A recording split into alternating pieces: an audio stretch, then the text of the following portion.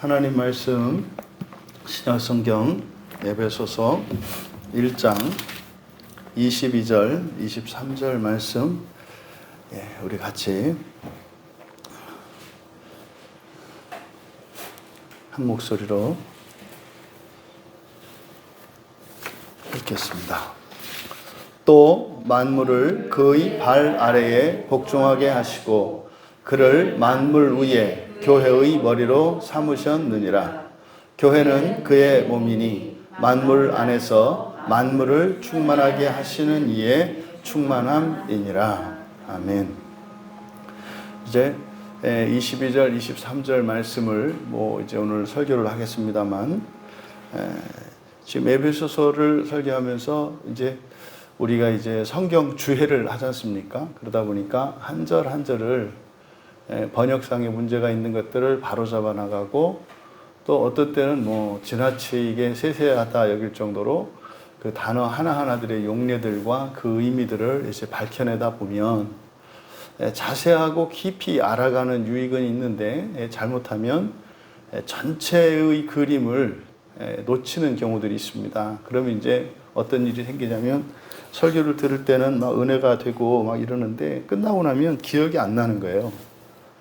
또 성경을 볼 때 그게 생각이 나고 이렇게 은혜가 돼야 되는데, 성경을 볼 때 잘 생각이 안 나는 거죠. 그래서 어쨌든 우리 교회에서 지금 설교되어지는 것은 기본적으로 우리 교회의 첫 번째 사명은 성경을 드러내는 것입니다. 성경을 드러내는 것. 전에 이제 집사님 한 분이 우리 교회의 신학이 뭡니까? 그 철학이 뭡니까? 이렇게 이제 물어보셨는데, 우리 교회의 첫 번째 우리의 신학은 성경을 드러내는 것이고, 그 철학이자 신학이 성경을 온전히 드러내는 것입니다. 그래서 다른 교회와 다르게 좀 설교가 좀 길고 또 이렇게 좀 장황하게 여겨질 수도 있습니다. 근데 그것은 그렇게 많은 교회들이 감당하는 사명이 아니기 때문에, 하지만 누군가는 반드시 감당해야 되는 사명이기 때문에 우리 교회에서 감당하는 거죠.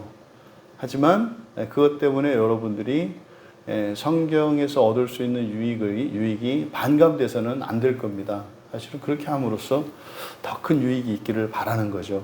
그래서 에베소서가 아주 깊은 의미가 있는 내용입니다만, 영적이지만 또 실제로 굉장히 실제적인 그런 내용들이거든요. 그래서 이것을 놓치질 않길 바랍니다. 왜 이제 이 말씀을 드리냐면, 지금 우리가 보고 있는, 우리가 지금 나누고 있는 에베소서의 말씀은 이미 몇 주 전부터 17절에서부터 이제 계속되는 본문이거든요. 계속되는 내용이거든요. 그러니까 17절부터를 일단은 한 문단으로 짧게 한 문단으로 보셔야 되는 거예요. 그래서 17절의 내용이 성령을 주셨다는 거죠. 성령을 주셨다. 근데 이제 성령을 어떻게 설명했어요? 지혜와 계시의 영이라고 설명을 한 거예요. 지혜와 계시의 영. 근데 성령을 이렇게 설명을 한 거죠. 그럼 이제 그게 무슨 의미냐? 이런 것을 이제 설교를 통해서 말씀을 드렸고, 그러면 성령을 우리에게 주셨다. 우리가 이제 성령을 받았다. 또 성령이 우리 안에 계시다. 이렇게 말한단 말이에요. 그러면 성령이 우리 안에 계시다는 게 뭐냐? 또 우리 안에 계신 성령이 하시는 일이 뭐냐? 그럼 성령이 우리 안에 계신다는 것은 존재론적으로 어떤 존재가 어디 있느냐, 위치를 말하는 게 아니다. 지금 있는 그 장소, 공간을 말하는 게 아니라 성령이 일하시는 곳, 성령의 사역에 대해서 성령이 일하시는 곳, 그리고 성령이 하시는 일이 무엇인지를 말씀하는 거다. 성령이 우리 안에 계시다. 성령을 우리에게 주셨다라고 하는 것은 뭐예요? 우리 안에서 일하신다는 것. 그럼 우리 안에서 무슨 일을 하시느냐? 본성을 바꾸시는 거거든요. 그 본성을 바꾸는 일을 17절에서 뭐라고 그랬습니까? 이제 그 지혜의 영, 하나님의 지식에 그 성령을 주셔서 이제 18절에서부터 성령께서 하시는 일이 무엇인지를 설명한 거예요. 그럼 성령이 하시는 일을 한마디로 마음의 눈을 밝히사, 이렇게 말을 해요. 마음 눈을 밝히사. 이게 지금 우리가 하는 마음 기경입니다. 그러니까 마음 기경은 성령께서 하시는 그 일에 우리가 동참할 수도 있고 우리가 거스르며 반대할 수도 있어요.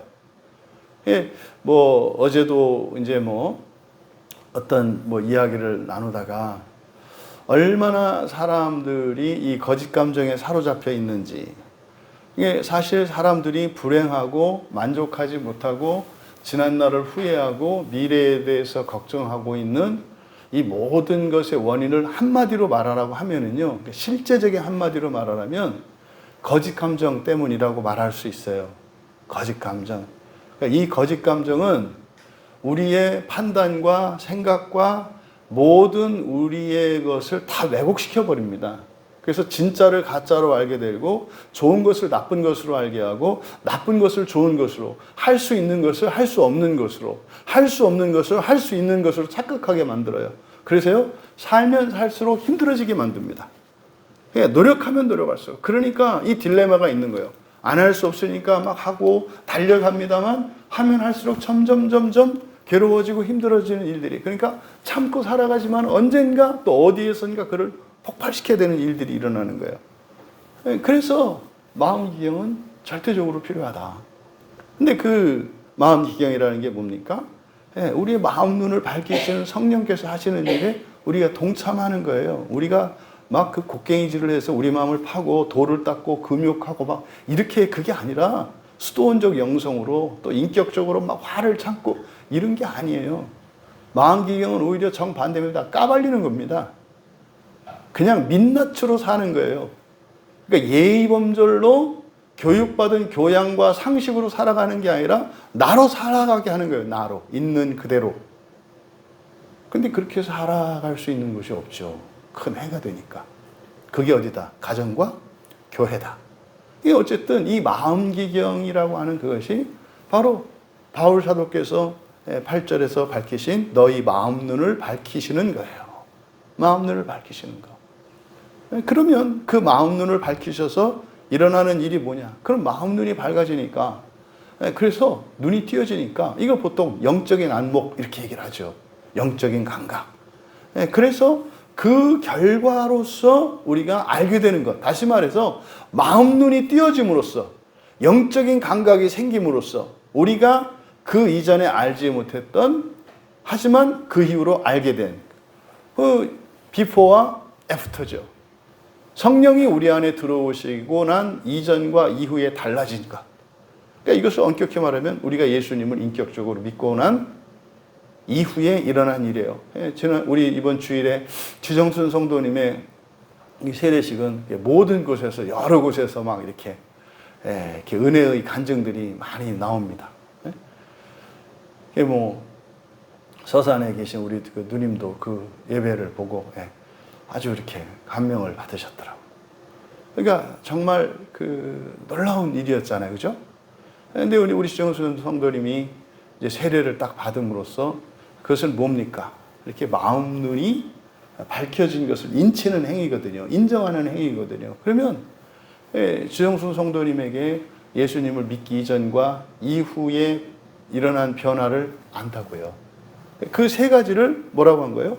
부르심의 소망이 무엇인지, 그리고 그 기업의 영광의 풍성함이 무엇인지, 그리고 그의 능력의 크심이 얼마나 초월하고 있는지, 이 세 개를 안다는 거잖아요.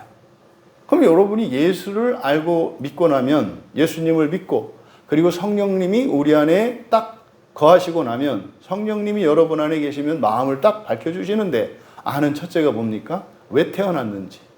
뭐 우스갯소리를 우리가 생일 축하 노래를 뭐 왜 태어났니 뭐 이렇게 하지 않습니까? 그러면요, 예수를 믿으면 거기에 대한 분명한 답을 알게 된다는 거예요.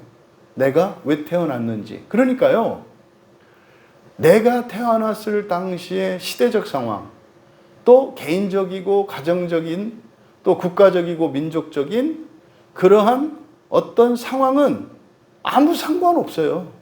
아무 상관없어요. 내가 태어난 게 중요해요. 그러니까 내가 태어났을 때 나에게 펼쳐졌던 삶의 환경들은 별거 아니에요. 중요한 건 뭐예요? 내가 주인공이에요.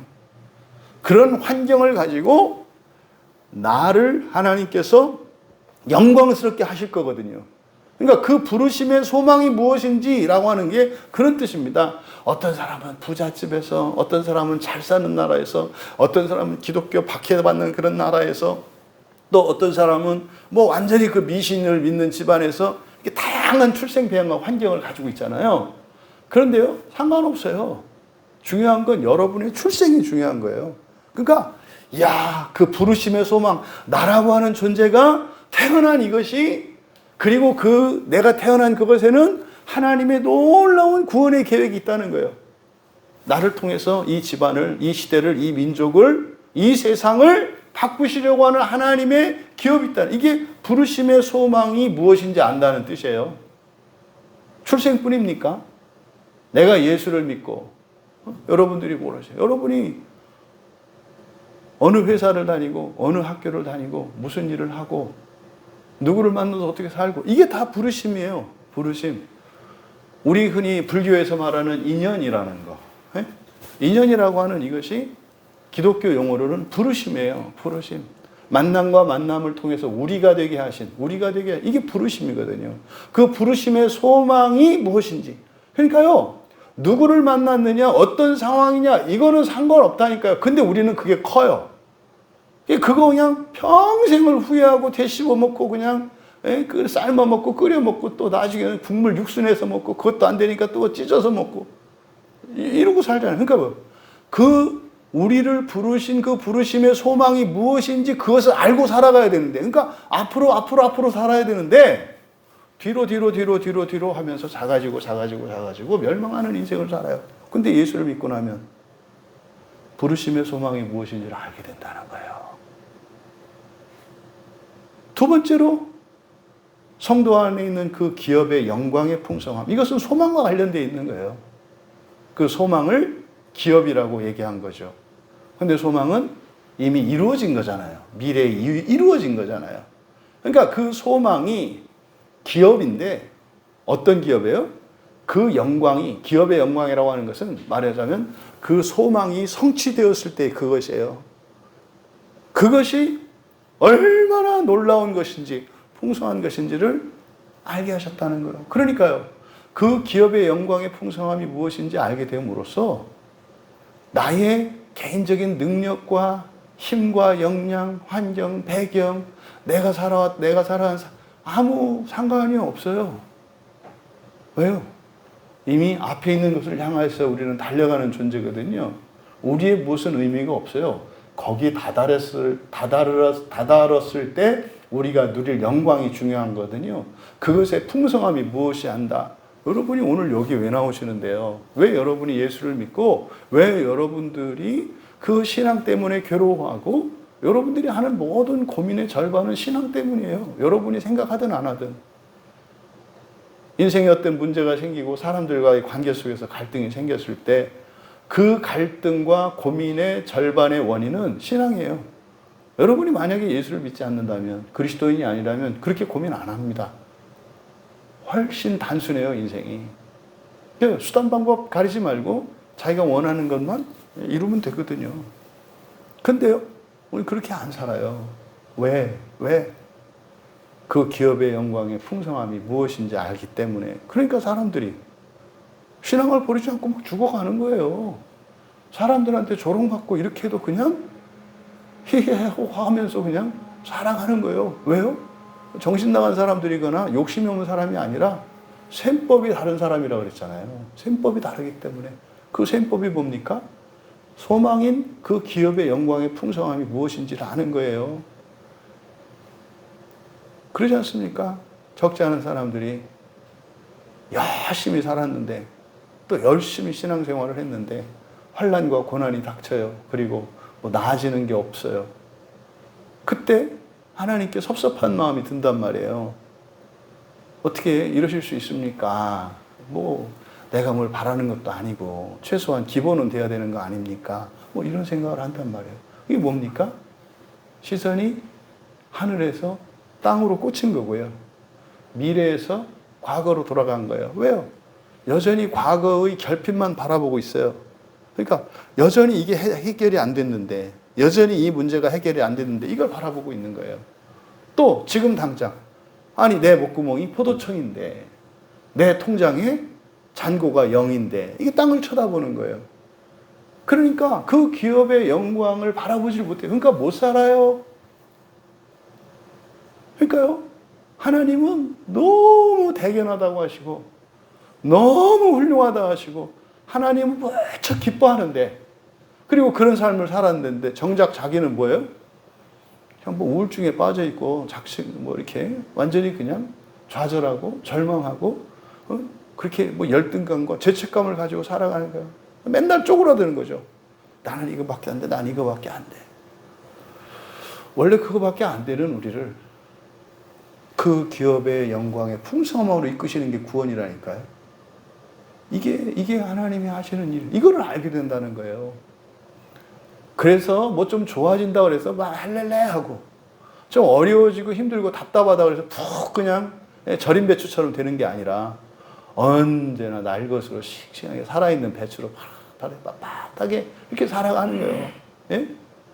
그게 두 번째, 성도 안에 있는 그 기업의 영광의 풍성함이 무엇인지 알게 됐다. 그러니까요, 인생이 참 어렵다, 힘들다 하면서도 뭐예요? 살만하다, 이렇게 되는 거예요. 살만한 이유가 뭐예요? 그 기업의 영광이 풍성함 때문에 그래요. 이런 나를, 내가 이렇게 살아가는데 하나님께서 그걸 나에게 주신단 말이야. 참 살만하다. 인생의 환란이야 태풍이 오라, 나에게 오라, 뭐 이런 거요. 나를 괴롭히는 자들이여 오라. 내 몸에 칼로 베고 장을 찌르고 몽둥이로 때려라. 나를 오라. 내 살갗이 터지고 내 몸속에 창끝이 박힐지라도 나는 주님이 주신 소망, 그 기업의 영광의 풍성함으로 죽지 않고 살아서 주를 찬양하리라. 이게 그리스도이네요. 이걸 알게 된 거예요. 이거를. 우리 주정수 성도님 세를 받고 나서 그 얘기를 하는 거예요. 연세 95세 되셔서도 식사 다 그냥 살림살이 하시고 밥 반찬 만들어서 드시고 얼마나 훌륭하냐고 많이 그러셔. 내가 다 한다고. 내가 다 한다고. 그래서 제가 그랬어요. 건강해서 다 하실래요? 병 들어 누워가지고 수발 받으실래요? 건강해서 다 하는 게 좋은 거잖아요. 무슨 얘기인지는 아는데, 어쨌든 진짜로 병 들고 두 팔 두 다리 꼼짝 못하면 어떻게 돼요? 알아서 와서 다 간병하고 떠먹이고 다 할 거예요. 똥오줌 받아내고 다 할 거거든요. 그렇게 사실래요? 속이 좀 썩더라도 그냥 다 하는 게 더 나은 거예요. 하는 게. 근데 여러분 알잖아요. 그렇게 알아두면 그게 얼마나 비참한 건지 아니까. 살아서도 그렇잖아요. 살아서도. 그렇지. 건강하고 그냥 살고 내가 사는 동안 내 두 손으로 밥 해먹고 내 두 다리를 걸어다니다 죽는 게 더 낫지. 이게 짧은 의미의 소망이에요. 그게 더 좋은 거죠. 그게 영광이에요. 그게 영광이에요. 근데 사람들은 자꾸 그래요. 누가 뭐 해주는 밥 먹으면 이게 더 좋은 것 같고, 그러니까 한번 그렇게 먹어볼 테냐고. 그냥 아니라니까, 조금만 생각하면. 근데 여러분, 그 다음에 이제 세 번째가 뭐예요? 세 번째가 우리를 위한 그의 능력의 크심이 얼마나 초월하는지. 이게 이제 세 번째입니다. 그러니까 이 그의 능력의 크심의 초월하심. 이게 이제 19절에 나와 있는 내용인데, 이게 이제 우리말 성경에는 정확히 이게 좀 번역이 안 돼 있다 그랬잖아요. 그러니까 이 세 번째를 알게 됐다라고 하는 것은 첫 번째와 두 번째, 부르심의 소망과 그 소망이 바로 성도에게 있는 기업의 영광의 풍성함인데, 그것이 아직 우리에게 이루어지지 않았잖아요. 시간적으로, 존재론적으로, 환경적으로. 그렇죠? 그러니까 우리는 어떻게 돼요? 그것이 이루어질 때까지 일정 기간이 소요될 거고, 그 기간 동안 우리가 살아야 하는 삶이 있어요. 또 삶을 살아야 하는 우리의 삶의 현장과 환경과 관계들이 있어요. 그러니까 저만치 하나님께서 나를 위해서 주님이 약속하신 그 기업의 영광스러운 그 기업의 소망이 저기 있어요. 근데 저기까지 가야 되거든요. 가는데 시간이 걸려요. 그리고 그 시간 속에서는 내가 발로 밟고 딛고 가야 할 땅들이 있어요. 어떤 거는 까마득한 절벽이고요. 까마득한 산이고요. 어떤 때는 도적대들이 들끓고요. 어떤 때는 친구들이 배신할 거고요. 어떤 때는 뜻하지 않았던 천둥과 벼락이 절해서 말이죠. 그 사이에 있을 거예요. 그러면은요, 지금과 그때까지죠. 이게 이제 이미와 아직 사이잖아요. 이미와 아직이라고 하는 그 사이. 그게 이제 그러면 거기까지 혼자 버텨라? 이게 또 그럼 한 방에 다 날아가는 거예요. 그래서 이 세 번째가 뭡니까? 그 초월하시며 능력의 크심이 초월하신다지라고 하는 것은 뭡니까? 여러분들이 지금까지 살면서 경험했던, 과거에 경험했던 하나님의 은혜와 하나님의 능력, 그것보다 더 커진다는 거예요. 그래서 항상 우리는 하나님을 알고 나면, 야, 옛날에 알았던 것 그 정도가 아니셨네? 뭐 이렇게 되죠. 하나님의 사랑관에 그 정도가 아니었네? 이게 여기서 초월로 번역한 말이란 말이에요. 근데 이게 뭡니까? 나 개인에게만 일어나는 것이 아니라 내가 거기까지 다다르기까지 걸려되는 이 소요되는 시간, 그리고 그 안에 있을 많은 사건들을 경험하면서 때로는 극복하고 때로는 넘어지고 깨질지라도 이미 확정된 그 소망을 향해서 가는 동안에 일어나는 이것은 개인적인 일이 아니라 단지 하나님의 능력만 점점점 더 초월적으로 크게 나타나는 게 아니라 나를 통해서 내 가족과 친지들과 이웃과 친구들까지, 더 나아가 동시대와 우리가 살지 못했던 과거와 앞으로 주님이 오실 때까지 있게 될 이 세상의 미래까지도 그 능력이 동일하게 역사한다는 거예요. 여러분이 은혜를 받으면 어떻게 된다고요? 은혜를 하나의 빛으로 본다면 여러분의 몸속에 하늘로부터 하나님의 신령한 빛이 은혜로 이렇게 임해요. 그러면 그게 어떻게 된다는 거예요? 그 빛이 여러분을 통해서 발산이 돼요. 근데 그 빛이 다른 사람들에게 전해지고 그뿐만이 아니라 과거로도 가요. 미래도 가요. 더 나아가 지구뿐만 아니라 저 우주 끝 너머에까지 그 빛이 이렇게 비친다는 거예요. 그러면 여러분들이 상상할 수 있잖아요. 하늘에서 이런 어떤 빛의 알갱이가, 이렇게 주먹만한 빛의 알갱이가 하늘로부터 쭉 떨어지는 거예요. 이게 이제 은혜를 받는 거지. 뭐 이렇게 말씀을 들을 때 은혜를 딱 받아. 딱 들어가는 순간 여러분 몸에서 빛이 밝아져. 쫙 하고. 근데 그 빛이 여러분 몸에서 밝아지면서 나오는데 사람들 마음속으로 막 찾아다니면서 사람들 마음속으로 들어가고, 그리고 타임머신을 타고 과거 공룡기, 주라기 막 여기까지 가가지고 그 빛이 밝혀지고 지구를 벗어나서 태양계를 벗어나서 막 우주에까지 그 빛이 나가는, 요게 세 번째로 알게 된다는 게 초월하시면. 그러니까 이거 꼭 미친 소리죠. 그게 이 세 번째, 이걸 알게 된다는 거예요. 사실은 이 세 가지를 알았을 때 여러분들이 인생에 대한 이해도 바뀌고 어떻게 살아야 될지도 알겠고, 여러분들이 살면서 어떤 일들이 일어났을 때 그것을 영적인 의미로 재해석하고, 그리고 여러분들이 가야 할 때와 멈춰서 기도해야 될 때, 하나님께 도움을 청해야 할 것과 여러분이 해야 할 것들을 구분하게 돼요. 이런 분별력을 가지게 돼요. 그리고 이제 그 19절의 마지막 세 번째에 우리를 위한 그의 능력의 크심이 얼마나 초월하는지를 알 것이다 하고, 요 세 번째 이것에 대해서 5가지로 설명하는 거예요, 지금. 그러니까 성령이 우리 안에 오셔요. 우리의 마음 눈을 밝히셔요. 마음 눈을 밝히시면 세 가지를 알게 하세요. 부르심의 소망과 기업의 영광의 풍성과 그 능력의 크심의 초월하심을 알게 돼요. 그럼 그 능력의 초월하심이라고 하는 것은 어떤 것이냐? 그럼 과연 그 능력에 초월하신다는 거, 아까 말씀드린 것처럼 꼭 미친 사람이 하는 말 같단 말이에요. 이런 얘기는. 그것을 5가지로 설명하고 있는 거예요. 그 능력의 크심이 얼마나 초월하는 것인가, 이거를 알 수 있다는 거예요. 그러니까 첫째로는 사실은 여러분 자신이에요. 그걸 믿는 여러분이 그 능력에 초월하심의 증거예요. 예전에는 예수를 믿지 않았던 내가 예수를 믿고 목사까지 됐어요. 이게 하나님이 쉼없이 더 크신 능력으로 항상 초월적으로 일하신다고 하는 증거란 말이에요. 나에게 일어난 변화. 이게 뭐 저뿐입니까? 여러분들에게도 일어난 변화잖아요. 그러니까 그런 여러분들이라야 뭐 이런 말씀을 알아들을 수가 있는 거죠. 그런 우리를 전제하고 그런 너희들이죠. 그리고 5가지. 죽은 자들로부터 일으키신 것. 그러니까 이게 예수님이 죽었다가 장사되시고 지옥까지 내려갔다가 올라오신 것. 근데 여기서 죽은 자들로부터라고 하는 그의 의미는 뭐라고 했습니까? 어디로부터 어디로 목적지가 생략되어 있다 했잖아요. 그러니까 이거는 예수님을 아는 사람들이니까 예수님은 지금 하늘에 계시잖아요. 그러니까 지옥으로부터 죽은 자, 그들이 있는 그 지옥으로부터 하늘에까지 일으키신 것. 이게 첫 번째 초월이에요.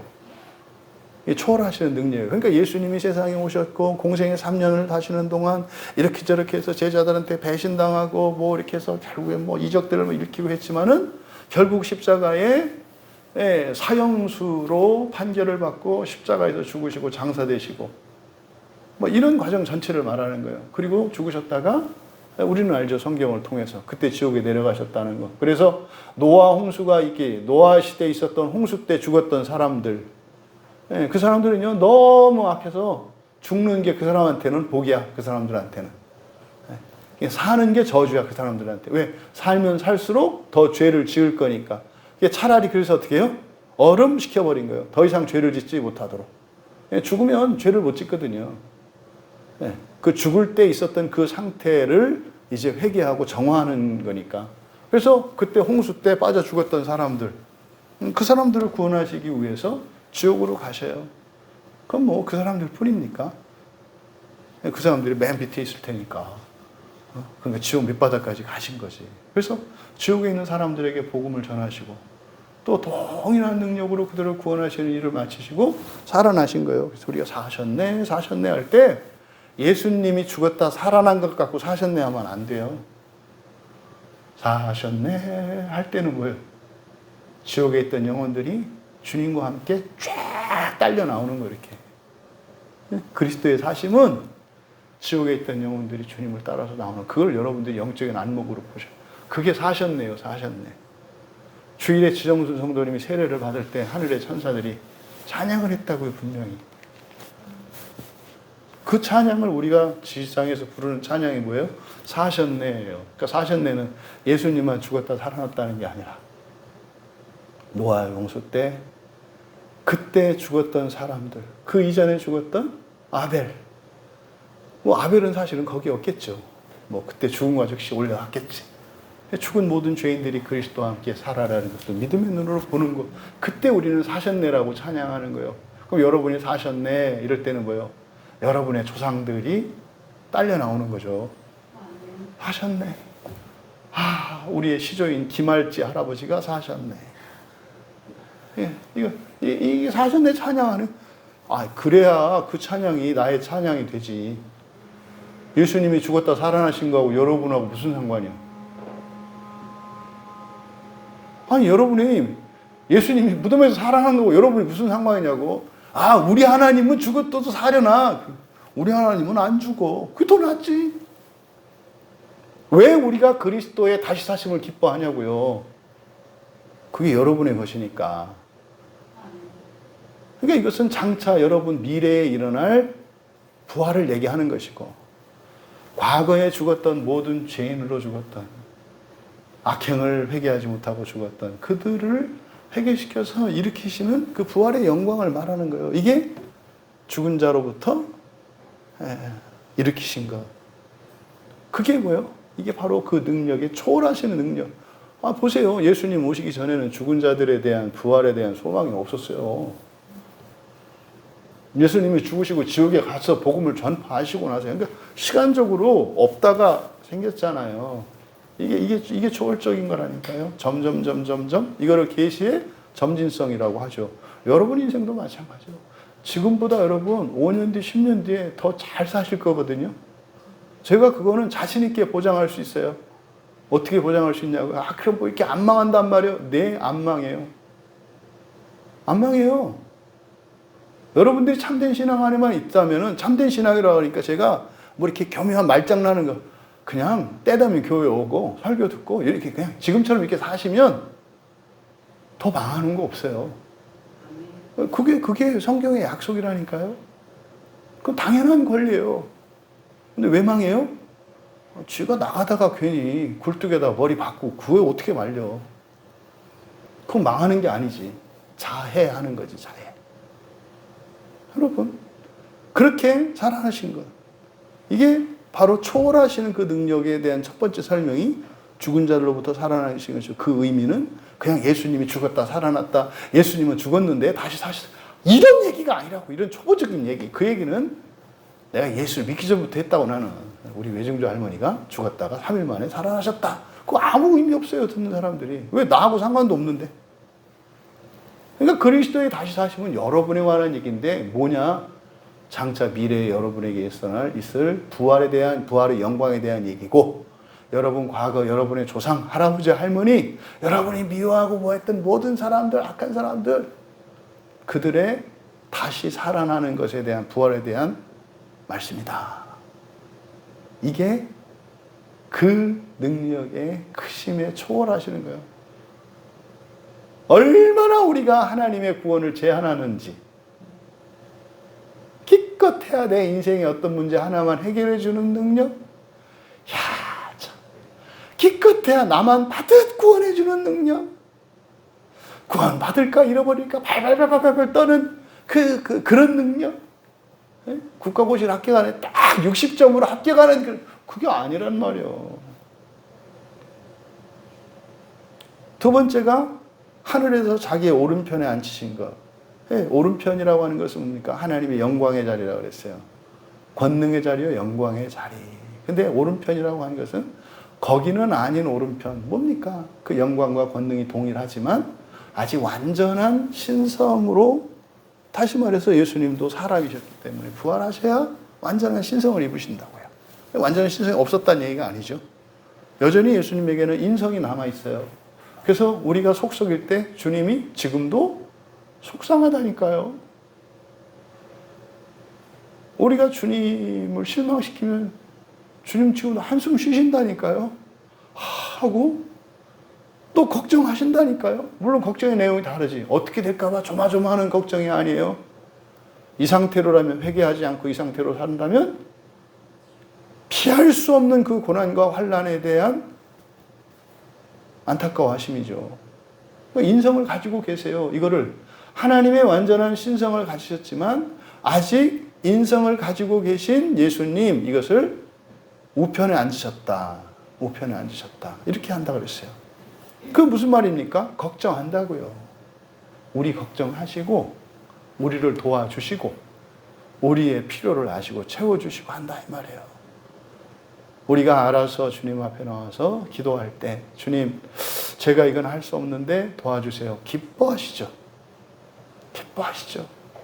그럼 천사들이 이미 대기시켜 놓고 계셨고 즉각적으로 도우시죠. 근데 우리가 그걸 모르고 기도하지 않아. 그럴 때 생각나게 해주시죠. 성령을 통해서. 그래도 끝까지 말 안 들으면은 마귀한테 시험하도록 그냥 허용하셔서 한 대 뒤통수 맞고 코피 흘리고 그러면서 안 되네 뭐 이렇게 해서라도 오게 하시죠. 이게 주님의 인격적인 작용이에요. 인성을 가지고 계시니까. 그리고 우리의 능력으로 할 수 없는 것은 알아서 도와주시고, 우리가 할 수 있는 것을 도와달라고 할 때 모른 채 하시고, 할 수 있는 것을 스스로 할 때까지 기다리신단 말이에요. 그런 거를 천년만년 기도해봐야 그건 절대로 안 이루어진다. 자기가 가야 할 건 가야 된다. 그걸 깨닫게 하시죠. 이게 우편에 앉으셨다라는 뜻이에요. 그리고 이제 21절에서 바로 그 세 번째, 모든 이름 위에 뛰어나게 하셨다. 근데 여기서 모든 이름이라고 하는 것은 두 세상, 지금 세상과 오는 세상, 현세와 내세. 또 이걸 창조로 보면 첫 창조와 새 창조. 이 모든 것 위에, 이름이라고 하는 것은 존재를 나타내는 말이고, 그는 모든 존재들 위에 탁월하신 분이라는 거죠. 모든 존재 위에 계신 분. 이게 뭐 아직 태어나지도 않은, 존재하지도 않은 그런 것들 위에 있는다는 것은 아직 이루어지지 않은 일이잖아요. 미래에 아직 생기지 않은 어떤 존재들이 있는데 그게 있어야 그 위에 있을 거 아니에요. 그런데요, 앞으로 새롭게 창조될, 새롭게 나타날 그런 존재들 위에 여전히 예수님의 그 위에 뛰어나게 하시는 것. 그러니까 그 능력이 쉬지 않고 계속 이루어진다는 거예요. 그리고 이제 다섯 번째가 22절에 두 가지로 나와 있는 거예요. 22절에 첫 번째는 모든 만물을 그의 발 아래 복종하게 하시는 것. 이게 네 번째. 그리고 다섯 번째가 그를 만물 위에 교회의 머리로 삼으셨는 것. 이게 네 번째, 다섯 번째예요. 그리고 23절은 교회에 대한 설명입니다. 이게 에베소서에서 가장 해석하기 어려운 부분이라고 해요. 신학자들이. 여기가. 에베소서 전체에서 가장 어려운 부분이 바로 22절과 23절 여기라고 해요. 이게 이제 해석이 잘 안 되는 거예요. 이 부분이. 이제 그거를 이제 우리가 살펴보려고 하는데, 바로 그의 능력의 크심의 초월하시는 그 능력의 크심. 그것의 이제 네 번째가 22절 상반절. 만물을 그의 발 아래에 복종하게 하여. 여기다가 여러분이 복종하게 하시고 밑줄을 치세요. 이건 이제 번역을 잘못한 겁니다. 복종하게 하시고. 그대로 이거는 시편 8편 6절 말씀의 인용이거든요. 시편 8편 6절 말씀의 인용인데, 시편 8편 6절에는 그렇게 돼 있어요. 만물을 그의 발 아래 두셨다. 그대로 써야 돼요. 왜냐면 이게 시편 8편 6절의 인용이니까. 근데 이거를 이렇게 이제 복종하게 하시고라고 의역을 한 거예요. 이런 의역들은 왜 일어난다? 교리로 성경을 해석할 때 이런 의역을 하는 거예요. 잘못된 의역이죠. 그러니까 의욕적이야. 그래서 교리에 맞춰서 성경을 막 해석을 하는 거예요. 이렇게. 그러면 안 되죠. 그러니까 이거는 시편 8편 6절 말씀에 대한 인용이기 때문에 더군다나 시편 8편 6절은 그렇게 돼 있어요. 주의 손으로 만드신 것을 다스리게 하시고 만물을 그의 발 아래 두셨으니. 이거예요. 그러니까 이거를 복종하게 하셨으니라고 번역했지만 잘못됐죠. 그대로 직역하면 어떻게 됩니까? 그리고 그는 모든 것을 그의 발 아래에 두셨다. 이렇게 되는 거예요. 그럼 여러분, 복종하게 하셨다는 것과 발 아래에 두셨다는 게 어떤 사람들에게는 같은 의미로 이해되는 거예요. 어떤 사람에게는. 근데요, 여러분, 복종한다는 것과 발 아래에 있다는 것, 그 의미를 여러분들이 생각을 해보셔야 돼요. 그러니까 사도께서 만약에 복종에 대해서 말하고 싶었다면 복종하게 하셨다 이렇게 말씀을 했을 거예요. 근데 그렇게 하지 않고 시편 말씀을 인용을 해서 바로 발 아래에 두셨다 이렇게 얘기한 거예요. 그럼 보세요. 복종이라고 하는 말에는요. 복종이라고 하는 말에는 사실은 거기에는 불복종과 게으름과 눈치봄과 태만과 이런 많은 반대적이고 부정적이고 소극적이고 수동적인 이런 개념들에 대한 긴장이 있어요. 무슨 말이냐면 지금 말을 다 잘 듣고 있는 사람들인데 그 가운데에서는 이 반역을 꾀하는 사람들도 있고 투덜대는 사람들도 있고 앞에서는 히히하지만 뒤에서 딴소리 하는 사람도 있다 이 말이에요. 복종만으로 놓고 볼 때는. 근데 이것을 복종한다고 하지 않으시고 발 아래 두었다라고 하는 것은 이 발 아래 두는 것에 그 복종의 개념도 있죠. 그러니까 복종은 발 아래 있는 것의 많은 개념 가운데 하나일 뿐이에요. 여러분 와신상담이라고 하는 사자성어를 아시잖아요. 그 중국의 그 유명한 고사성어잖아요. 와신상담이 뭡니까? 지금 말 듣는 거예요. 종으로 사는 거예요. 근데 속으로는 어떻게 해요? 복수의 날을 위해서 일을 가는 거예요. 내가 지금은 너의 종처럼 이렇게 비참하고 간도 쓸개도 없고 능력도 없고 꿈도 없는 그런 동물 짐승과 방불하는 인생을 내가 살고 있지만 어느 날 내가 너에게 반드시 복수하리라. 무섭게 마음에 칼을 갈고 있는 상태, 이게 와신상담이잖아요. 겉으로는요 복종하는 상태예요. 근데 속으로는요 죽일 생각을 하고 있어요. 그러니까 복종이라고 하는 개념은 완전한 개념이 아니고 긴장이 내포되어 있는 말이에요. 그래서 겉으로 이렇게 보아서 복종하는 그 행동이나 이것이 다는 아니라고요. 오늘 아침까지 평화롭고 사이 좋았다가 그냥 깨질 수 있어요. 그러니까 여기서 복종이라고 하지 않고 발 밑에 두셨다고 했잖아요. 그러니까 발 밑에 두었다는 것은 어떤 힘과 능력, 권위, 신분 이런 것에 의한 굴복을 의미하는 게 아니에요. 발 아래 두었다는 것은. 발 아래에 있다라고 해서 위치적으로 위와 아래가 나뉘잖아요. 그러면요, 위는 위고 아래는 아래거든요. 뛰어넘을 수 없는 거예요. 그러니까 발 아래 두셨다라고 하는 것은, 발 아래가 우리의 발 아래라고 하는 것은 사람에게 있어서 가장 낮은 것보다 더 낮은 자리를 말하잖아요. 그러니까 무한한 질적 차이를 나타내는 말이에요. 발 아래 두셨다라고 하는 것은 무한한 질적 차이. 여러분, 바둑을 두는데 8급짜리가 1단을 이겨먹겠다고 막 그 칼을 갈아요? 그런 일은 없어요. 그런 일은. 바둑을 이제 배우는 이제 초보자가 프로 기사를 내가 이기겠다고 막 그 이겨먹으려고 말이죠. 그러면 생각 안 해요. 뭐예요? 배울 생각하죠, 그냥. 배워서 나와 비슷한 사람들보다 잘 두고 싶어 하지 경쟁 상대로 두지 않는다 이 말이에요. 그래서 발 아래로 두었다. 모든 것을 발 아래 두었다라고 하는 것은 모든 것의 존재와 그리스도의 존재는 무한한 질적 차이가 있다는 뜻이에요. 보세요. 또 모든 것이잖아요. 만물이라고 번역한 이게 모든 것이거든요. 모든 것 하면 항상 우리는 어떻게 이해라? 예외 없이. 그러면요, 이거는 어떤 존재나 조건이나 뭐 이건 배제가 없어요. 그러니까 21절에서 밝힌 것처럼 현세와 내세의 모든 이름, 그러니까 모든 존재거든요. 하늘의 천사들, 또 앞으로 있게 될 모든 것들. 그러면요, 천사도 모든 것 안에 들어간다고요. 사탄도 모든 것 안에 들어간다고요. 그러면 사탄과 예수 그리스도 사이에는 무한한 질적 차이가 있다고요. 그러니까 사탄이 예수님한테 덤빌 생각을 해요? 안 해요? 안 한다고요. 있을 수가 없는 거예요. 그러니까 그런 거는 없는 거예요.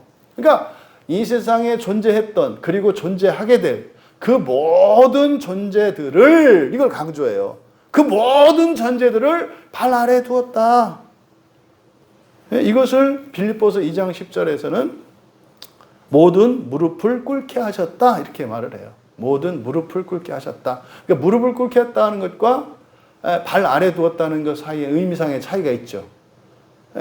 무릎을 꿇게 하셨다는 건 뭐예요? 스스로 알아서 그 안에 위치했다는 거예요. 이걸 인식했다는 거죠. 하나님이 우리를 발 아래 두신 것이 맞네요. 그래서 인격적으로 설복된 것을 말하는 거죠. 그의 높으심을 인정하고 자발적으로 그 발 아래에 위치한 것, 이것을 무릎을 꿇게 하셨다, 이렇게 얘기한 거예요. 여러분, 존재론적으로 사람은 물론이고 땅에 있는 모든 피조물들은 물론이고 하늘의 천사들, 모든 하늘의 신들도 그의 발 아래에 있다는 거예요. 이게 확정된 거예요. 발 아래에 있는 게. 따라서 원리적으로 예수님께 불복종하는 일은 가능해요? 불가능해요? 불가능하고요. 그런 일은 없는 거예요. 그런 일이 없는 거라고. 그러니까 태어난 지 한 달 된 애가 엄마한테 덤빌 수 있냐 이 말이에요. 불복종이 아니라 뭐예요?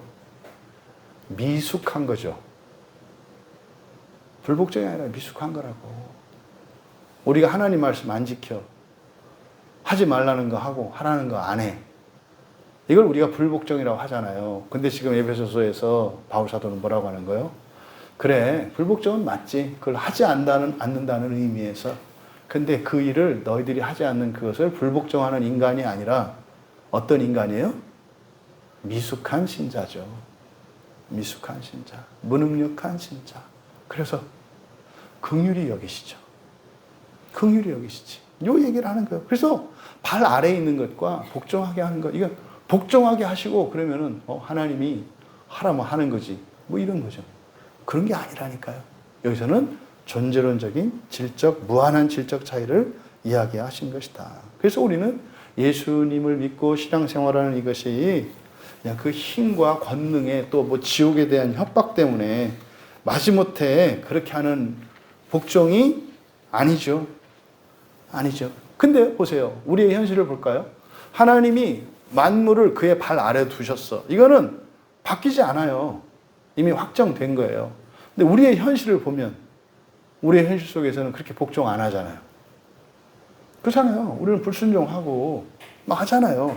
그러면 하나님이 확정시켜 놓으신 이것과 그것을 일치하지 않는 우리의 현실을 종합해서 이제 사고를 해보면, 종합해서 생각해 보면 어떤 겁니다.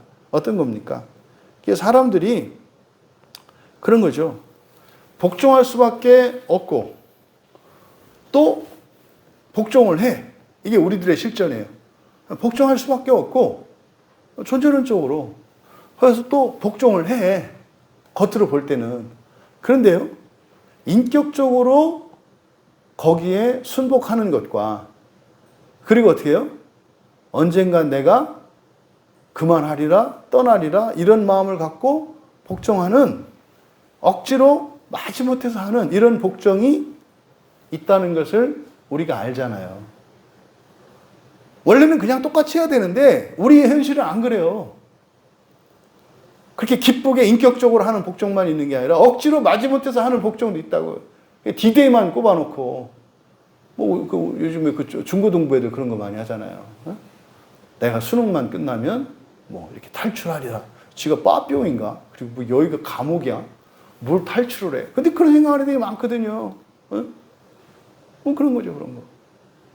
그러니까 우리 현실을 보면 그래요. 근데 여러분, 결국 사람들이 살아서 숨 쉬고 이렇게 살아가고 있는데 어떤 사람은 그 하나님의 구원의 경륜에 감탄하고 기뻐하고 감사하면서 막 이렇게 살아가는 사람이 있는가 하면 운명을 저주하고 삶을 비관하고 또 심지어는 원망하고 그렇게 살아가는 사람이 있다는 말이죠. 현실적으로. 그러니까 현실적으로 보면 이 말씀이 완전히 성취된 것은 아니라는 것을 우리가 알 수 있어요. 그 발 아래에 만물을 두셨다고 하는 이것이 현실적으로 아직 완전히 성취되진 않았구나. 그걸 알 수가 있다고요. 그러니까요, 여전히 그 초월적으로 하나님의 능력이, 역사가 계속 되어야 하는 거죠. 그 역사가 계속 되어야 하는 거죠. 또 끝으로 다섯 번째로 그를 만물 위에 교회의 머리로 삼으셨느니라. 이게 아주 어려워요. 그대로 직역하면 그를 만물 위에가 아니라 만물 위에 이렇게도 됩니다. 만물 위에 교회의 머리로 삼으셨다. 삼다 밑줄 치세요. 여기서 삼다가 아니고요. 주다예요. 주셨다예요. 주셨다. 그러니까 그대로 직역하면 그는 모든 것들 위에 머리로 교회에게 주셨다. 그러니까 성부 하나님이, 성자 하나님이신 예수 그리스도를 모든 것들 위에 머리로 교회에게 주셨다. 그러면요, 그러니까 이 말이 애매해요. 그러면 그러니까 하나님이, 성부 하나님이 교회에게 무엇을 주셨는지, 그럼 무엇을 주셨어요? 여러분들, 교회에게 성부 하나님이 주신 게 뭐냐고요? 지금 말씀드린 대로 그를 모든 것들 위에 머리로 교회에게 주셨다니까. 그를 주신 것도 맞아요. 근데 그를 뭐로 주셨다고요? 머리로 주셨대요. 근데 그 머리는 누구의 머리라고요? 모든 것들의 머리래요. 그러니까 여러분이 이렇게 노트 있으신 분은 동그라미 2개를 그리시고 원 2개씩 4점원을 그려보세요. 이렇게 동그라미 하나 그리시고 또 하나 안에 작은 동그라미를 위에 이렇게 붙어있는 이렇게 작은 동그라미 2개 이렇게 붙여보세요. 그러면 교회예요. 교회에 성부 하나님께서 예수님을 주셨어요. 주셨는데 뭘로 주셨다고요? 머리로 주셨어요. 그러니까 이 동그라미, 바깥에 있는 동그라미가 교회예요. 그래서 머리니까 머리 맨 위에 있잖아요. 그래서 맨 위쪽으로 붙어서, 근데 이 머리가 어떤 머리라고요? 모든 만물 위에 있는 머리라고 그랬잖아요. 그러니까 요 머리는 요 동그라미 안에가 이렇게 붙어 있는, 맨 위에 안쪽으로 내접해 있는 원 하나가 또 하나 작게 그려지는데, 이게 뭐예요? 이게 만물이죠. 만물의 머리, 교회의 머리시라는 뜻이에요. 예수 그리스도는 만물의 머리이시고 교회의 머리이시라는 뜻인데, 이것을 성부 하나님과 교회, 그리고 예수 그리스도와 성자 하나님이신 예수 그리스도와 만물, 이 사자 관계를 나타내는 거예요. 성부 하나님과 성자 하나님과 교회와 만물의 관계성을 설명하고 있는 거예요. 그러면 교회를 중심으로, 교회를 놓고 생각을 했을 때 교회에게 성부 하나님께서 예수 그리스도를 주셨대요. 그럼 여기서 성부 하나님이 주신 분이니까 능동이죠. 그러면 예수님, 주심을 당한 예수님은 수동이죠. 그러니까 지금 에베소서에서요, 굉장히 바울 사도가 이렇게 애쓰고 있는 게 뭐냐면, 성부, 성자, 성령, 삼위일체 하나님의 이 역사를 항상 함께 지금 설명하려고 하는 노력이 굉장히 돋보여요. 근데 여기서는 어떻게 해요? 성부의 능동성과 성자의 수동성. 왜? 그러니까 성부 하나님이 성자 하나님을 주셨대요. 그러면 이걸 수동태로 바꾸면 어떻게 돼요? 예수 그리스도는 줌을 당했다, 이런 거잖아요. 바이 하나님, 하나님에 의해서 줌을 당했다. 그러니까 성자 하나님, 하나님이신데 수동적으로 나타낸다고요. 성경에서 예수님이 아버지께 복종하셨다, 순종하셨다, 이렇게 이런 모양으로 나오잖아요. 이런 것을 뭐라고 한다? 신적 수동태라고요. 신적 수동태. 그러니까 신적 수동태는 사람의 수동태와 달라요. 여기 있는 물은, 제가 이 물을 마셔요. 제가 물을 마셨거든요. 그럼 이 물은 저에게 마심을 당했죠. 그러니까 이 물은 수동적일 수밖에 없어요. 그러니까 이 물, 사람이나 이런 물건들에게서 사용하는 수동태와 하나님에게 사용되는 수동태는 다르다. 그래서 신적 수동태는 사람의 능동태보다 더 강한 능동이에요. 무슨 말입니까? 어떤 동사가 있으면 동사는 동작의 주체가 있어요. 그러니까 주체로서 성부 하나님으로 나타내지만, 그러면 성자 하나님은 그것의 객체로서 수동태로 표현되는데, 사실은 성부 하나님의 능동성이나 성자 하나님의 능동성이 조금도 다르지 않아요. 그래서 성경에 나타나는 예수님이 복종하셨다, 예수님이 순종하셨다, 이런 거를 사람들의 이런 개념으로 이해하시면 안 된다, 이 말이에요. 순종을 능동으로 하셨다는 뜻이 되는 거예요. 십자가에서 죽임을 당하셨다, 수동태잖아요. 죽임을 당하셨다. 이때 예수님이 십자가에서 죽임을 당한 수동태는 두 가지 의미예요. 사람이 죽였다는 뜻과 또 하나는 성부 하나님이 죽였다는 두 가지 의미가 있어요. 근데요, 신적 수동이라고 했잖아요.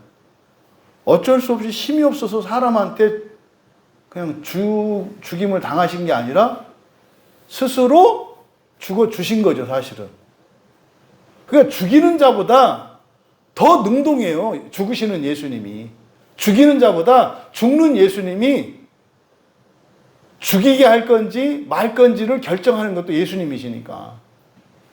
그래서 이러한 신적 수동태를 여러분들이 이해하고 있어야 성경을 읽을 때 오해하지 않는다고요. 그러니까 이 신적 수동태를 오해하니까 성경을 읽을 때 자꾸 성부 하나님, 하나님은 아버지고 예수님은 아들이어가지고 이렇게 말씀하시고 명령하시는 하나님 아버지, 그 말을 들어야 하는 아들, 이런 개념으로 생각한단 말이에요.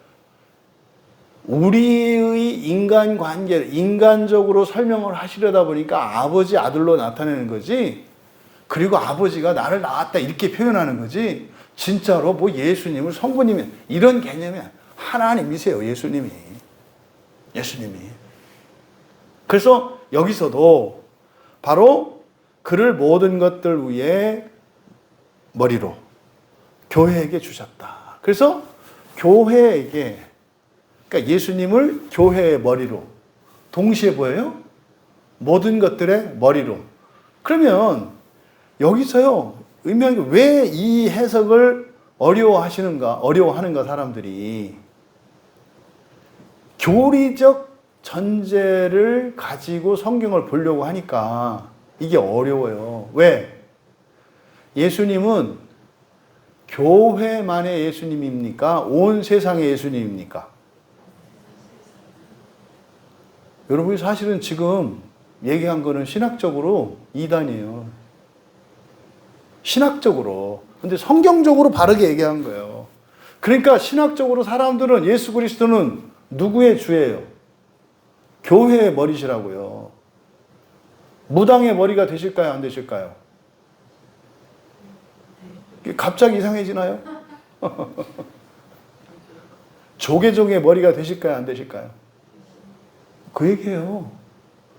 힌두교, 무하마드교, 이거의 머리가 되실까요? 안 돼요? 그 얘기예요. 모든 것에. 불교를 석가모니가 만들었다고 하는데 석가모니가 마지막에 못한 말이 있어요. 뭐예요? 우리의 머리는 예수님이시다. 그거예요. 우리나라에 그 무당들이 가는 2대 영산이 있어요. 네? 대표적인 무당만 가는 두 개의 산이 있거든요. 얘기하면 여러분들이 쓸데없이 관심 가질까 봐. 그 무당들이 진짜 뛰어난 무당이야. 그럼 그 무당들은 뭐라고 얘기하는 거예요?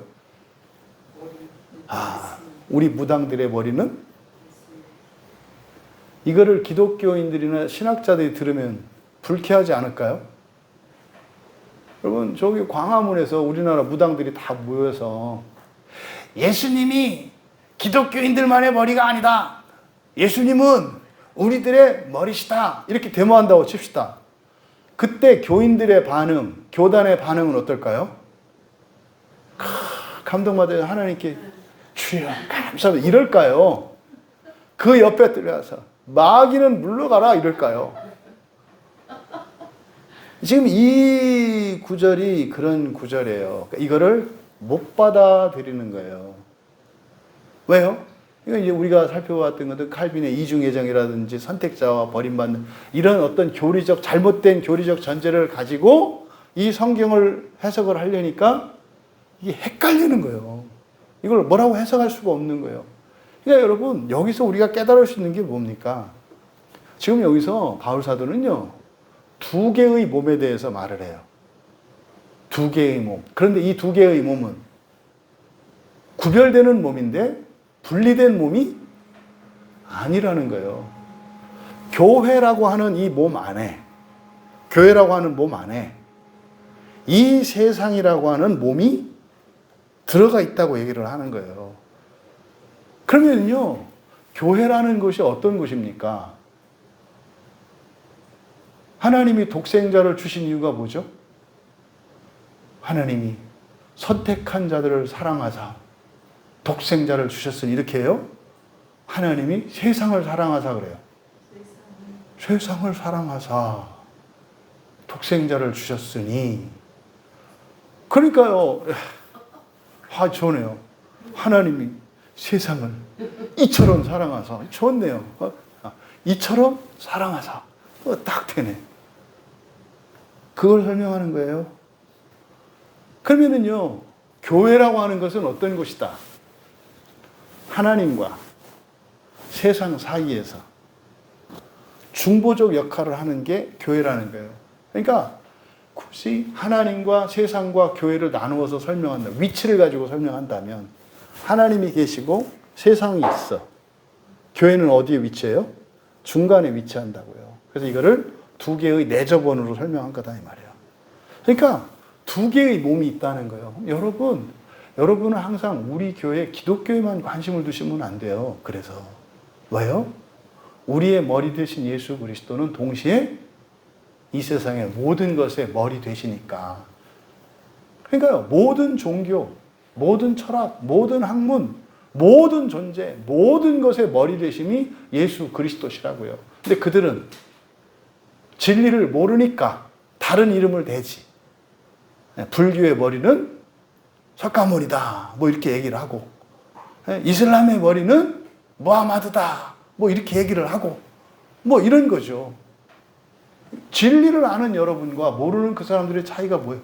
머리가 누구인지를 아시는 거예요. 그러면 진리를 모르는 그들과 진리를 알 여러분들 사이에 몸에 대한 인식이 달라요. 몸에 대한 인식이.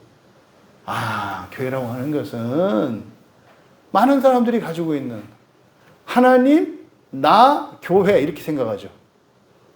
하나님이 있고 내가 있고 중간에 교회가 있다고 생각을 해. 그래서 교회 안에 구원이 있다. 그러니까 교회 안에 내가 있어야 되냐 말아야 되냐. 그러니까 다 내 생각만 하잖아. 내가 구원받으려면 교회를 거쳐서 가야 된다. 뭐 이렇게 생각해요. 내가 아니라 세상이죠, 세상. 그러니까 세상을 나로 축소시켜버린 거죠. 그래서 여기서 말씀하신 우리말 성경에 만물 위에 교회의 머리로 삼으셨다고 하는 이 말씀에 담겨 있는 의미가 두 가지. 예수 그리스도는 교회의 머리이신 동시에 온 세상의 머리이시라는 것. 그래서 교회라고 하는 것은 하나님과 세상 사이에서 중보적 사명을 가지고 있는 기관이라는 것. 그럼 여러분들이 어떻게 생각하셔야 돼요? 여러분들이 예수를 믿고 그리스도의 한 몸이 되었어요. 한 몸이 되었다는 것은 교회의 한 몸이 된 것과 마찬가지로 온 세상의 한 몸이 된 거잖아요. 그러니까 여러분들은 기독교인으로서 여러분 가정과 교회의 일원일 뿐만 아니라 이 나라와 민족과 사회와 이 시대, 온 창조 세계의 일원이에요. 근데 교회를 통해서 어떻게 해요? 온 세상을 구원하시려고 하는 거죠. 그러면 이 교회라고 하는 것은 바로 하나님의 크신 능력의 초월적인 역사와 관계되어 있는 거니까 교회는 뭐 하는 데입니까? 세상을 구원하는 데예요. 세상을 구원하는 데예요. 먼저 구원받은 자들이 주님의 몸을 이루어서 세상의 구원을 위해서 이 땅에 존재하는 것이 교회라는 것을 우리가 알 수 있습니다. 그리고 이제 끝으로 이렇게 5가지 마지막을 이제 결국은 죽은 자들로부터 일으키신 것과 그리고 교회와 세상의 머리로 교회에게 주신 것, 예수 그리스도를 이렇게 5가지로 그의 능력의 초월하신 능력의 역사를 말씀을 하시고 난 뒤에 23절에서 교회에 대해서 설명을 하는 겁니다. 그래서 교회는 그의 몸이니 만물 안에서 만물을 충만케 하시는 이의 충만함이니라.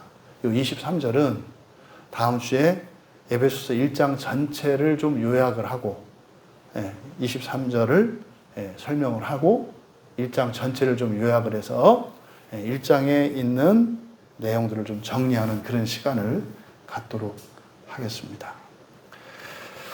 우리 말씀을 생각하면서 잠시 기도합니다. 계속 매 시간마다 반복해서 성령을 우리에게 주셨고 성령께서 우리의 마음을 밝히셨고 그로 인해서 우리의 부르심의 소망, 그 기업의 영광의 풍성함 또한 그 크신 능력이 초월적으로 계속 일하고 하시는 것, 이것이 무엇인지 또 5가지 이걸 통해서 말씀을 드렸는데 여러분들의 세계관이 바뀌기를 바라고 여러분들의 신앙생활의 의미가 바뀌기를 바라고 그래서 여러분의 인생을 위해서 신앙생활하는 게 아니라 하나님의 그 구원의 경륜을 따라 살아갈 때 여러분의 인생이 그 소망의 그 기업의 풍성함으로 맛보는 무대가 되는 그런 인생을 살아갈 수 있는 기회가 되기를 바랍니다. 그래서 내가 살기 위해서 애쓰고 계획하고 막 이러는 게 아니라 그 하나님의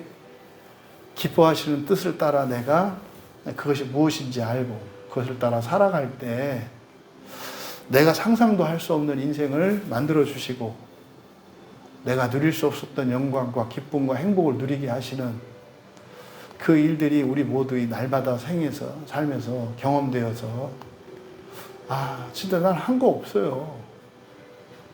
하나님이 다 해주셨어요. 그럼에도 불구하고 하나님은 그게 아니라 내가 창조한 세계를 그렇게 구원하면서 그렇게 거룩한 인생을 살았단다. 이런 하나님의 인정과 칭찬, 그 상급의 기쁨을 현재적으로 경험하면서 살 수 있는 우리가 되기를. 그래서 에베소서를 보통 교회론의 책이라고 이야기를 하는데, 교회론이라고 할 때 교회에 대해서만 말하는 게 아니라 창조와 또 구원의 신비가 무엇인지, 교회가 무엇인지, 삼위일체 하나님은 어떻게 작용하시고 어떤 관계 속에서 일어나는지 아주 놀라운 진리를 담고 있는 책입니다. 함께 기도할 때 하나님, 교회의 몸으로 살게 하신 것 감사합니다. 또한 동시에 제가 이 세상의 또 한 지체인 것을 깨우쳐 주시니 감사합니다. 교회의 한 지체로 또 이 세상의 지체로 내 인생을 살아갈 때 그리스도가 나의 머리, 우리 교회의 머리, 우리 나라와 민족과 온 세상의 머리인 것을 늘 잊지 않게 하옵소서. 초월하시는 능력을 또 우리에게 주신 그 소망의 그 기업의 영광의 풍성함이 무엇인지 여러분들이 마음속으로 생각하시며 함께 기도하겠습니다. 하나님 아버지, 하나님께서 창조하신 이 세상과 또 하나님께서 만드신 이 교회의 그 관계가 어떠한 것이며 저희들 한 사람 한 사람이 무한한 것 같이 까마득히 넓은 이 우주 속에 아주 작은 점에 불과한 존재가 아니라 영광스러운 교회의 지체이며 또한 하나님이 창조하신 창조세계에 없어서 안 되는 절대적이고 필수적인 한 지체인 것을 깨닫게 하여 주셨사오니 저희들의 인생관이 바뀌게 하시고 저희들이 살아가는 의미와 가치, 인생의 행복과 기쁨과 만족, 이것이 하나님 말씀에 담겨있는 진리에 기초하게 하옵소서. 하루하루 일상 속에서 반복되는 것 같고 또 뜻하지 않았던 이러저러한 일들이 일어날 때에 우리의 정체성이 흔들리지 않게 하시고 머리 대신 예수 그리스도 안에서 순결하고 거룩한 교회의 지체로 또 창조해야 할, 새롭게 창조해야 할 온 세상의 사명적 존재로 또한 존재하고 있음을 잊지 않게 하셔서 나를 사랑하게 하시고 사랑하는 지체들, 가족들을 사랑하게 하시고 온 세상을 사랑하게 하시되 오직 머리 대신 예수 그리스도 안에서 그렇게 할 수 있음을 잊지 않게 하시고 믿게 하옵소서. 감사하며 예수님의 이름으로 기도하옵나이다. 하늘에 계신 우리 아버지여, 이름이 거룩히 여김을 받으시오며 나라에 임하옵시며 뜻이 하늘에서 이루어진 것 같이 땅에서도 이루어지이다. 오늘날 우리에게 일용할 양식을 주옵시고 우리가 우리에게 죄 지은 자를 사하여 준 것 같이 우리의 죄를 사하여 주옵시고 우리를 시험에 들게 하지 마옵시고 다만 악에서 구하옵소서. 대개 나라와 권세와 영광이 아버지께 영원히 있사옵나이다. 아멘.